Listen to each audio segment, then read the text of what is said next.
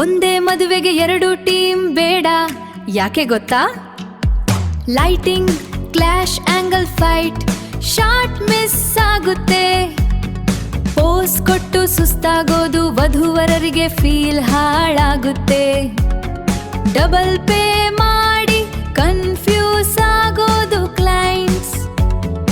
ಒಂದೇ ಟೀಮ್ ಇರ್ಲಿ ಒಳ್ಳೆ ಫೋಟೋಗಾಗಿ.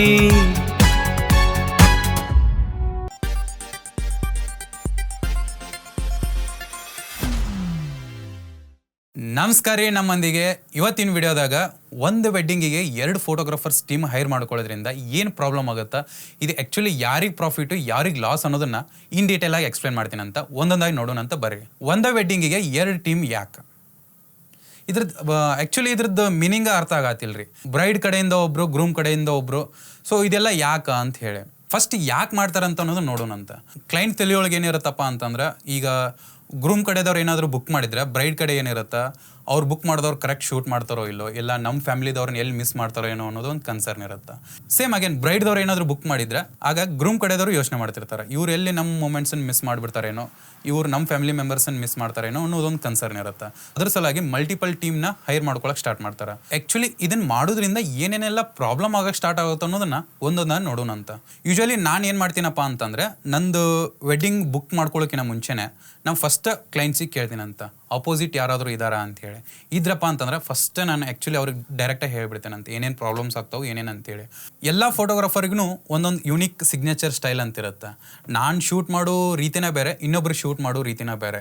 ಆನ್ ಫೀಲ್ಡ್ ಒಳಗೆ ಶೂಟ್ ಮಾಡ್ಬೇಕಾದ್ರೆ ಏನಾಗುತ್ತಪ್ಪ ಅಂತಂದ್ರೆ, ಈಗ ನಾವೊಂದು ಏನೋ ಸ್ಟೈಲ್ ಒಳಗೆ ಶೂಟ್ ಮಾಡ್ತಿರ್ತೀನಿ, ಇವ್ರು ಇನ್ನೊಂದು ಸ್ಟೈಲ್ ಒಳಗೆ ಶೂಟ್ ಮಾಡ್ತಿರ್ತಾರೆ. ಸೊ ಅವ್ರ ಸ್ಟೈಲನ್ನು ನಾರ ಕಾಪಿ ಮಾಡ್ಬೋದು, ಇಲ್ಲ ನನ್ನ ಸ್ಟೈಲನ್ನು ಅವ್ರು ಕಾಪಿ ಮಾಡ್ಬೋದು ಅಂತೇಳಿ ಇಬ್ಬರು ಪೂರ್ತಿಯಾಗಿ ವರ್ಕ್ ಮಾಡೋಕ್ಕೆ ಸ್ಟಾರ್ಟ್ ಮಾಡಂಗಿಲ್ಲ ರೀ. ಆ್ಯಂಡ್ ಸ್ಟೇಜಿಗೆ ನಾವು ಲೈಟ್ಸ್ ಸೆಟ್ ಮಾಡಬೇಕಾದ್ರೆ, ಈಗ ಒಂದು ಟೀಮ್ದವ್ರು ಸೆಟ್ ಮಾಡ್ಯಾರ ಅಂತೇಳಿ ಇನ್ನೊಬ್ಬರು ಟೀಮ್ದವ್ರು ಸೆಟ್ ಮಾಡೋಕ್ಕೆ ಹೋಗಂಗಿಲ್ಲ, ಇಲ್ಲ ಅವ್ರು ಸೆಟ್ ಮಾಡ್ಯಾರ ಅಂತೇಳಿ ನಾವು ಸೆಟ್ ಮಾಡೋಕ್ಕೆ ಹೋಗಂಗಿಲ್ಲ. ಇದರಿಂದ ಮಿಸ್ಕಮ್ಯುನಿಕೇಷನ್ ಆಗೋ ಚಾನ್ಸಸ್ ಇರುತ್ತೆ. ಹೆಂಗಪ್ಪ ಅಂತಂದ್ರೆ, ಇವು ನನ್ನ ಲೈಟ್ಸು ನನ್ನ ಮುಗಿದ ತಕ್ಷಣ ಆಫ್ ಮಾಡ್ಕೋತೀನಿ, ಇಲ್ಲ ಇವ್ರದ್ದು ಲೈಟ್ಸು ಇವ್ರು ಮುಗಿದ ತಕ್ಷಣ ಇವ್ರು ಆಫ್ ಮಾಡ್ಕೋತಾರೆ ಅಂತೇಳಿ ಹಿಂಗೆ ಮಾಡೋದ್ರಿಂದ ಪ್ರಾಬ್ಲಮ್ ಆಗೋಕ್ಕೆ ಸ್ಟಾರ್ಟ್ ಆಗುತ್ತೆ. ಸೊ ಇದು ಅಲ್ಟಿಮೇಟ್ಲಿ ಯಾರ ಮೇಲೆ ಇಂಪ್ಯಾಕ್ಟ್ ಆಗುತ್ತೆ? ಕ್ಲೈಂಟ್ಸ್ ಮೇಲೆ. ಆ್ಯಂಡ್ ಇನ್ನೊಂದು ಅರ್ಥ ಆಗಂಗಿಲ್ಲ, ಸೇಮ್ ವೆಡ್ಡಿಂಗಿಗೆ ನೀವು ಯಾಕೆ ಡಬಲ್ ಪೇ ಮಾಡ್ತೀರಿ ಅಂತ ಹೇಳಿ. ಇದ್ರದ್ದೊಂದು ರಿಯಲ್ ಲೈಫ್ ಸಿಚುವೇಶನ್ ಎಕ್ಸ್ಪ್ಲೇನ್ ಮಾಡ್ತೀನಿ ನೋಡ್ರಿ. ಯಾವಾಗ ಒಂದು ಮಂಗಲ್ಯಧಾರಣೆ ಒಂದು ರಿಚುವಲ್ ನಡೆದಿರುತ್ತೆ. ಸೊ ಆ ಟೈಮ್ದಾಗ ಏನಾಗುತ್ತಪ್ಪ ಅಂತಂದರೆ, 2 ಟೀಮ್ ಇರೋದ್ರಿಂದ ನಾವು ಒಂದು 8 ಜನ ನಿಂತಿರ್ತೀವಿ ಅಂತ ಅನ್ಕೋರಿ.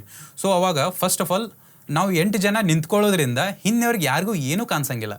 ಎಲ್ಲಿ ಇರುತ್ತೆ ಅನ್ನೋದು ಸೆಕೆಂಡರಿ, ಎಲ್ಲರೂ ಲೈವ್ ಆಗೇ ನೋಡ್ಬೇಕು ಅನ್ನೋದು ಇಷ್ಟಪಡ್ತಿರ್ತಾರೆ. ಸೊ ಆ ಟೈಮ್ದಾಗ ನಾವೇ 8 ಜನ ಇರೋದ್ರಿಂದ ಫಸ್ಟ್ ಏನು ಕರೆಕ್ಟಾಗಿ ರಿಚುವಲ್ ನೋಡೋಕ್ಕಾಗಂಗಿಲ್ಲ. ಓಕೆ. ಆ್ಯಂಡ್ ಪ್ರತಿಯೊಂದು ಸರಿನೂ 2 ಕಡೆ ನೋಡ್ಬೇಕು ನೀವು. ಒಮ್ಮೆ ನಾವು ಕರಿತಿರ್ತೀವಿ, ಇಲ್ಲ ಇನ್ನೊಂದು ಟೀಮ್ ಕರಿತಿರುತ್ತೆ. ಎಲ್ರಿಗೂ ಸ್ಟ್ರೇಟ್ ಆ್ಯಂಗಲೇ ಬೇಕಂತ ಅನಿಸ್ತಿರುತ್ತೆ. ಇವಾಗ ಎಲ್ರಿಗೂ ಸ್ಟ್ರೇಟ್ ಆ್ಯಂಗಲ್ ಹೆಂಗೆ ಸಿಗುತ್ತೆ ರೀ? 8 ಜನ ನಾವು ನಿಂತಿರ್ತೀವಪ್ಪ ಅಂತಂದ್ರೆ ನಾವು ಎಲ್ರಿಗೂ ಸ್ಟ್ರೇಟ್ ಆ್ಯಂಗಲೇ ಹೆಂಗೆ ಸಿಗುತ್ತೆ? ಎಲ್ರಿಗೂ ಇದೇ ಆ್ಯಂಗಲೇ ಬೇಕಂತ ಹೆಂಗಿರುತ್ತೆ? ನಾವು ಎಷ್ಟು ಅಂಡರ್ಸ್ಟ್ಯಾಂಡಿಂಗ್ ಮಾಡ್ಕೋತೀವಿ ಅಂದ್ರೂ ಸಹಿತ ಮೂಮೆಂಟ್ಸ್ ಮಿಸ್ ಆಗೋಕ್ಕೆ ಸ್ಟಾರ್ಟ್ ಆಗುತ್ತೆ. ಈ ಮೂಮೆಂಟ್ಸ್ ಮಿಸ್ ಆಗೋದ್ರಿಂದ ಯಾರಿಗೆ ಲಾಸ್? ಸೇಮ್ ಅಗೇನ್ ಕ್ಲೈಂಟ್ಸಿಗೆ ಲಾಸ್. ಯಾಕೆ ನೀವು ಎಕ್ಸ್ಟ್ರಾ ಪೇ ಮಾಡಿ ಯಾಕೆ ಮೂಮೆಂಟ್ಸನ್ನು ಹಾಳು ಮಾಡ್ಕೋಬೇಕು? ಸೊ ಜಸ್ಟ್ ಥಿಂಕ್ ಮಾಡಿರಿ, ಯಾಕೆ ನೀವು ಒಂದು ವೆಡ್ಡಿಂಗಿಗೆ ಡಬಲ್ ಪೇ ಮಾಡ್ತೀರಿ? ಒಂದು ವೆಡ್ಡಿಂಗ್ ಅಂದ್ರೆ 5 ಡೇಸ್, ಆಲ್ಮೋಸ್ಟ್ 5 ಡೇಸಿಂದ ಸ್ಟಾರ್ಟ್ ಆಗಿರುತ್ತೆ. ಎವ್ರಿ ಟೈಮ್ನು ಪ್ರತಿಯೊಂದು ರಿಚುವಲ್ಸ್ ಮಾಡಿ ಆಲ್ಮೋಸ್ಟ್ ಕ್ಲೈಂಟ್ಸಿಗೆ ಫುಲ್ ಟೈರ್ಡ್ ಆಗಿಬಿಟ್ಟಿರ್ತೈತಿ. ಪ್ರತಿ ಸಾರಿ ನಾವು ಇಲ್ಲಿ ನೋಡ್ರಿ ಅಂತ ಹೇಳಿದಾಗ ಇರಿಟೇಷನ್ ಆಗಕ್ಕೆ ಸ್ಟಾರ್ಟ್ ಆಗುತ್ತೆ. ಆ್ಯಂಡ್ ನೆಕ್ಸ್ಟ್ ಬರೋದು ಕಂಪ್ಯಾರಿಸನ್ ಒಳಗೆ. ಈ ಕಂಪ್ಯಾರಿಸನ್ ಹೆಂಗಾಗುತ್ತಪ್ಪ ಅಂತಂದ್ರೆ, ಈಗ ನಾವೇನೋ ಒಂದು ಬಜೆಟಿಗೆ ಓಕೆ ಮಾಡಿರ್ತೀವಿ, ಅವ್ರೊಂದು ಬಜೆಟಿಗೆ ಓಕೆ ಮಾಡಿರ್ತಾರೆ. ಸೊ ಆಮೇಲೆ ಏನು ಪ್ರಾಬ್ಲಮ್ ಸ್ಟಾರ್ಟ್ ಆಗುತ್ತಪ್ಪ ಅಂತಂದ್ರೆ, ನಾವು ಒನ್ಸ್ ಎಲ್ಲ ಆಲ್ಬಮ್ಸ್ ಆಗಲಿ ವಿಡಿಯೋಸ್ ಆಗಲಿ ಎಲ್ಲ ರೆಡಿ ಮಾಡಿರ್ತೀವಿ. ಫೈನಲ್ ಸೆಟಲ್ಮೆಂಟ್ ಟೈಮ್ದಾಗ ಇವ್ರು ಇಷ್ಟು ತೊಗೊಂಡಾರಿ ಸೇಮ್ ವೆಡ್ಡಿಂಗಿಗೆ ನೀವು ಯಾಕೆ ಇಷ್ಟು ಅಮೌಂಟ್ ತೊಗೋತೀರಿ ಅಂತ ಅನ್ನೋ ಪ್ರಾಬ್ಲಮ್ ಸ್ಟಾರ್ಟ್ ಆಗುತ್ತೆ. ಇಲ್ಲ ನಾ ಕಡಿಮೆ ತೊಗೊಂಡಿದ್ದು ಅವ್ರು ಏನಾದರೂ ಜಾಸ್ತಿ ತೊಗೊಂಡಿದ್ರೆ ಅವಾಗ ಅವ್ರಿಗೆ ಪ್ರಾಬ್ಲಮ್ ಆಗಕ್ಕೆ ಸ್ಟಾರ್ಟ್ ಆಗುತ್ತೆ. ಅವ್ರು ಇಷ್ಟ ತೊಗೊಂಡಾರಿ ನೀವು ಯಾಕೆ ಇಷ್ಟು ತೊಗೋತೀರಿ ಅಂತ ಹೇಳಿ. ಇವೆಲ್ಲ ಕನ್ಫ್ಯೂಷನ್ಸ್ ಬ್ಯಾಡ್ ಅಂತ ಹೇಳಿ ವೆಡ್ಡಿಂಗ್ ಬುಕ್ ಮಾಡ್ಕೊಳ್ಳೋಕ್ಕಿಂತ ಮುಂಚೆನೇ ಇದನ್ನು ಫಸ್ಟೇ ಕೇಳ್ಬಿಟ್ಟಿರ್ತೇನೆ. ಆ್ಯಂಡ್ 2 ಟೀಮ್ ಇರೋದ್ರಿಂದ ಮಿಸ್ಕಮ್ಯುನಿಕೇಷನ್ ಆಗೋ ಚಾನ್ಸಸ್ ಭಾಳ ಇರುತ್ತೆ. ಇವಾಗ ನಾವು ಏನಾದರೂ ಕಪಲ್ ಶೂಟ್ ಮಾಡ್ಬೇಕಾಗಿತ್ತಪ್ಪ ಅಂತಂದರೆ, ಆ ಟೈಮ್ದಾಗ ಒಬ್ಬರು ಶೂಟ್ ಮಾಡೋತನ ಒಬ್ರು ನಿಂತ್ಕೊಳ್ಳೋದಾಗಲಿ, ಇಲ್ಲ ಅವ್ರು ಶೂಟ್ ಮಾಡೋತನ ನಾವು ನಿಂತ್ಕೊಳ್ಳೋದಾಗಲಿ, ಇವೆಲ್ಲ ಒಂಥರ ಫ್ರಸ್ಟ್ರೇಷನ್ ಆಗುವಂಥವು.